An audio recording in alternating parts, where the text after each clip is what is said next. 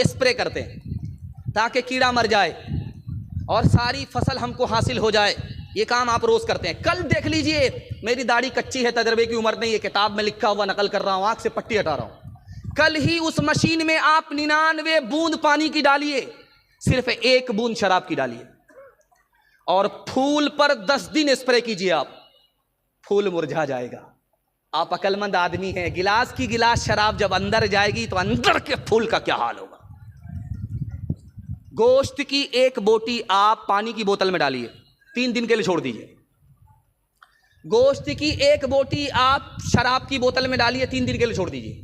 तजर्बे की बात है, कल देख लीजिए करके। पानी की बोतल में जो आपने गोश्त की बोटी डाली उसका रंग नहीं बदलेगा, 3 दिन के बाद भी रंग नहीं बदलेगा। लेकिन शराब की बोतल में जो आपने 1 बोटी डाल दी है उसका रंग ऐसे बदल जाएगा जैसे कि चर्बी की तरह बोटी पीली पड़ गई। एक खास बात और याद रखिए, मेरा काम डॉक्टर की तरह से परहेज बताना है, दवा बताना है, और सेहत और तंदुरुस्ती देने वाली जात ऊपर वाली है। खैर लाइट चली गई, आवाज़ आपके कान तक पहुंच रही है, अल्लाह जज़ाए खैर दे। लाइट भी आ जाएगी, हमारी तरफ ध्यान रखिए। आपके घर में कच्चा अंडा है, आपके घर में कच्चा अंडा है, गिलास में आप शराब डालिए, अंडे को तोड़ करके, कच्चा अंडा तोड़ करके आप शराब में डालिए, शराब के गिलास में डालिए, वो ऐसे टाइट हो जाएगा जैसे चूल्हे पर उबला हुआ अंडा। गौर कीजिए, जब गिलास की गिलास शराब अंदर आएगी तो अतड़ी को किस तरह टाइट कर देगी। वक्त से पहले जवान बूढ़ा हो जाता है, हर मैदान हार जाता है और जवानी में उस जवान की मौत आती है।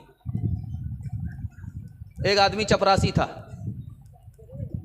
उसको मालिक ने कहा तू दारू पीने की वजह से चपरासी, अगर तू दारू छोड़ देता तो डायरेक्टर बन जाता। वो बोला हुजूर मुझको क्या फर्क पड़ता है, जब मैं दारू नहीं पीता हूं अपने को चपरासी समझता हूं, लेकिन जब दारू पी लेता हूं अपने को प्रधानमंत्री समझता हूं, उससे नीचे नहीं समझता हूं। नफ्स के ताबे हुए,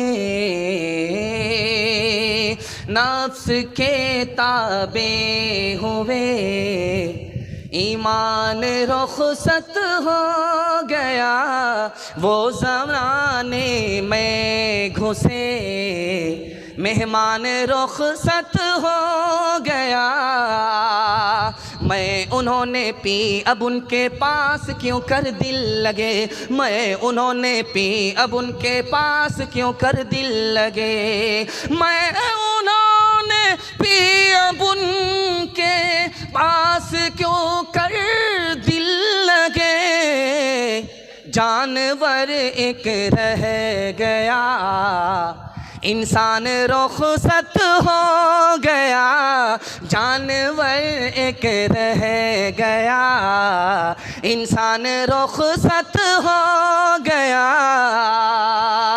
गिलासों में जो डूबे फिर न उभरे जिंदगानी में, हजारों बह गए इन बोतलों के बंद पानी में, न कर बर्बाद अपनी जिंदगी बोतल के दीवाने, वो काटेगा बुढ़ापे में जो बोता है जवानी में। ये दारू का प्याला मौत का कड़वा प्याला है, मिला है जहर शरबत में, मिला है जहर शरबत में, छुपी है आग पानी में, मिला है जहर शरबत में, छुपी है आग पानी में। जवानों के हवाले से पैगाम खत्म हो गया, छोटे छोटे बच्चे के हवाले से पैगाम आ रहा है, सुनने के लिए तैयार है? हाथ उठा दीजिए इंशाल्लाह। खिलाने में आगे रहेंगे, पढ़ाने में पीछे रहेंगे, हाथ उठाइए इंशाल्लाह। ये देखिए जल्दी से निकल जाएगा। मुसलमान 3 चीज़ों में पीछे। सबसे पहली चीज़ पीछे में, तिजारत में मुसलमान पीछे। बगल में गुलाब बाग है, मारवाड़ी तिजारत करते हैं 85%, 100 में 85 मारवाड़ी सिर्फ तिजारत ही करते हैं, और मुसलमान तिजारत कितना करते हैं? 100 में सिर्फ 5 मुसलमान तिजारत करते हैं, 95 गोल। 100 में 5 मुसलमान तिजारत करता है, 95 गोल। इसलिए मारवाड़ी ने मुसलमान को पीछे कर दिया, चूंकि तिजारत में मुसलमान पीछे। दूसरी चीज, मुसलमान किस में पीछे? नौकरी करने में। 100 में सिर्फ 2 मुसलमान नौकरी करता है, IAS की नौकरी 2 मुसलमान, IPS की नौकरी 100 में 2 मुसलमान, रेलवे की नौकरी 100 में 2 मुसलमान। मुसलमान नौकरी में पीछे। तीसरी बात जो आपको सुनाने के लिए जा रहा हूं, पैर के नीचे से जमीन निकल जाएगी, कलेजा मुंह को आ जाएगा, खून के आंसू आपको रोना पड़ेगा। अक़वाम मुत्तहिदा की रिपोर्ट है 1984 की, पूरी दुनिया में 150 करोड़ लोग जाहिल हैं। पूरी दुनिया में 150 करोड़ लोग जाहिल हैं, और सबसे बड़ा जाहिल मुल्क कौन है? अक़वाम मुत्तहिदा ने कहा हिंदुस्तान है। 40-50% लोग यहाँ जाहिल हैं। और हिंदू मुसलमान में सबसे ज़्यादा जाहिल कौन है? बदकिस्मती की बात है, आपको खून का आंसू रोना पड़ेगा। मुसलमान सबसे ज़्यादा जाहिल हैं हिंदुस्तान में। 62% मर्द जाहिल हैं, 72% औरत जाहिल। एक बादशाह का नाम सुना है आपने, उमर बिन अब्दुल अजीज़।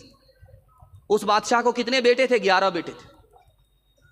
उस बादशाह का जब इंतकाल हुआ तो बेटों के लिए कितना माल छोड़ा? सिर्फ 17 रुपया। तो लोगों ने कहा हाथी के मुंह में जीरा, क्या होगा? 11 बेटे, 17 रुपया में क्या होने वाला है? उस मरने वाले बादशाह ने कहा मैंने अपने बेटे को सबसे ज्यादा इल्म दिया है, माल छोड़ करके नहीं जा रहा हूं, अपने बच्चे को इल्म दे करके जा रहा हूं, खुदा के हवाले करके जा रहा हूं। मेरे बेटे गरीब नहीं रहेंगे, सबसे आगे होंगे, सबके पीछे नहीं रहेंगे। उधर इंतकाल होता है, हर बेटा वक्त का गवर्नर बन गया। एक दूसरा नमूना आपकी खिदमत में दे रहा हूं। एक बादशाह गुजरा, उसका नाम था अब्दुल मलिक इब्न मरवान। इस बादशाह को 11 बेटे, तमाम बेटे को बुला करके कहा इतनी दौलत छोड़ करके जा रहा हूं, इतनी दौलत छोड़ करके जा रहा हूं, 17 नस्ल बैठ करके खाओगे, खत्म नहीं होगी।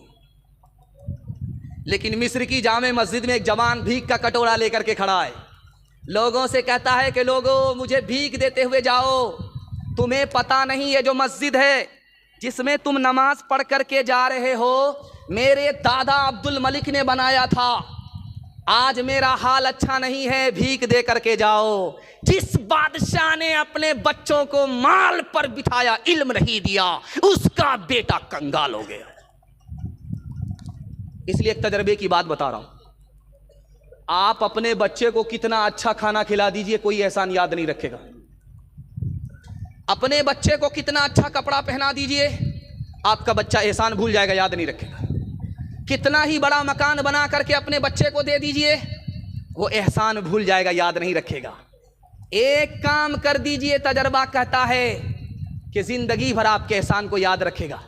आप जाहिल हैं, कोई फर्क नहीं पड़ता, अपनी औकात को दांव पे लगा करके, पेट पर पत्थर बांध करके, सर पे कफन बांध करके अपने बच्चे को पढ़ा लिखा दीजिए, जिंदगी भर आपके एहसान को याद रखें।